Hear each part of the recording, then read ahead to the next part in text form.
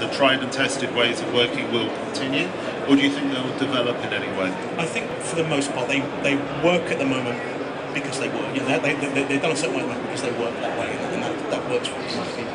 I think with the new technology, there's going to be certain aspects where one photography in some aspects might get more involved in things, so with the moving image side of things. Equally, it's there for a reason. Yeah. The way it works, and whether you know how involved the agent is, or whether people start producing it. My biggest thing I don't understand is why people don't produce their own work. So why an agency doesn't make stuff themselves in house as opposed to getting it produced elsewhere. You know, with the way we work on a job, there'll be myself as a producer, an art director, and a photographer, and that's our team. And as such, you can stay pretty close to the concept and the production of the shot, yeah, rather than having more people involved from outside. And there's a lot of talk at the moment about camera development that's going to get to the point where the shoot, for example, will be shot as a moving image, and then a still will be extracted from that, so that the photography actually becomes an editing process. Is that something that you feel also would be very appropriate to what you're doing? It's going to happen on certain jobs. We did a thing last week, a month ago, with Gordon Ramsay. And the last week they did the TV shoot, we weren't going to get Gordon again for another 6 months. And we looked at the footage. It was shot on a Phantom, I think the name of the camera was. Yeah. A bit of a technophobe with all that stuff. And actually, we looked at the shots. We pulled some broadsheet size on newsprint, which to tourists doesn't always look great. Sort of broadsheet size pages of, and it could have run that day. They look great. So I think just doing that, we didn't run in them. They didn't push it off here. But I think given that as a test, there's no reason why with certain technology, it's only going to get more evolved and better. Why that won't happen? I think it will. So basically, technology is hugely influencing the way in which you commission and what you can actually achieve for the company. Yeah. What are you looking for if a photographer comes to you? What are you really looking for in them that's going to make them stand out? It's just that what makes them stand out, having their own look, and not trying. So it's about having a personal vision, yeah, and that vision being strong and sticking to it. Yeah, absolutely. It's having their own look. Not every now and then you have a look that in the commercial photography world is slightly in vogue, but just to develop your own look, because no one does it better than you. No, I mean, I would always kind of advise being very, very careful about associating your work with a fashionable style of the moment. Absolutely. You'd agree with that as well, because suddenly you just become lost amongst that. And I think you might get the odd job out of it because they want to use someone's, it's kind of a bit like that person we like, but ultimately you've got to be true to yourself and to develop your own look, because that's the thing that people are going to come to you for, rather than because it's a bit like someone else's. Okay. I think we could probably open it up now to if there's anybody in the audience wants to ask Ed any questions. You can just raise your hand, and I'm sure he'll be happy to answer pretty much anything. Is there anybody you'd like to ask any questions? Say someone's book on your website, is it kind of mixture of styles, or do you have one theme?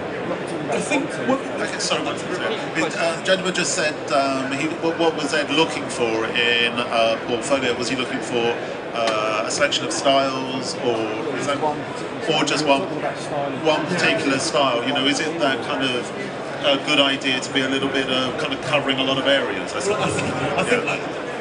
I think a bit differently to what a lot of other people that I know, in that I'm all up for seeing different styles within a book, and but I think there's simply a general thing in the advertising world, which is that means you're a jack of all trades and a master of none, which I think is absolute rubbish. I think there's no reason why you can't be good at a number of different things. You don't want to see a portfolio full of yoga pots, and kind of shot in the studio with a top lit, single light or whatever.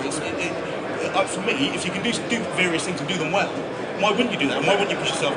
What I know, some friends of mine in the industry end up having 2 different or 3 different portfolios. They'll have a kids book, they'll have a reportage book, and whatever.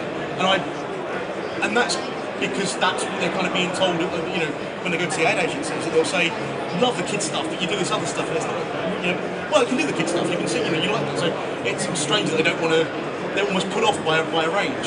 So my personal opinion is that the more you can do and do it well, the better. I'm not sure that's a common. Don't think that's a conflicting thing to have a website with lots of different sections or say six. No, I mean, as you say, separate them out into sections. Have the reportage, have the fashion, whatever. So if someone's after a fashion shot, they can look at the. They don't need to look at the reportage thing, you know. But I certainly separate them out. You know, on a website, an iPad, or whatever, let you do that. It's just quite a mixed kind of attitude from different. Yeah, I mean, I think I have to say, I mean, I would go against Ed on that and say that I agree about the yoga pop scenario completely, but certainly from my perspective as a photographer going to see art directors, and my perspective of having been an art director, is that people are very easily confused, and you can so easily put in one image which will lose you a job against those 7 images that would have got you the job. So I think organisation is the key, but also, again, I agree with Ed about producing more than one portfolio and defining who your client is as to which one of those portfolios that client should see. But obviously it's particularly difficult when it comes to websites, because you've got to be that much more organised. So I think it's also important that Ed is passionate about photography, and I'm sure everyone who's been to show their portfolio will have come across someone else who isn't perhaps quite as passionate about photography. I think there's a certain amount in the industry. And I said, you know, my thing is, the more you can do, the better, if you can do it well. But I think I'm kind of alone in that.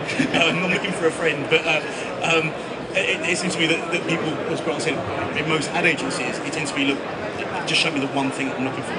But there are a lot of them actually want to see, you know, if they're shooting, if their concept is a snow-covered palm tree, they want to see a snow-covered palm tree in your book. And actually, if you've got a sleet-covered palm tree, I'm not sure about that. I'm not sure you can do the snow. Can you do a test for me and see if it, you know, it drives me mental. But I think I'm kind of in the minority when it comes to saying about having different. Yeah.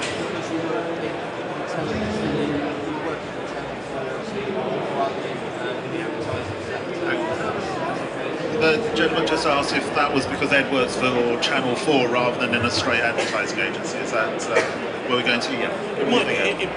I mean, I think I think in an ad agency, they're of course working across different things. You know, they're working at, you know, one day they're doing, or in the same day they're doing a car shoot.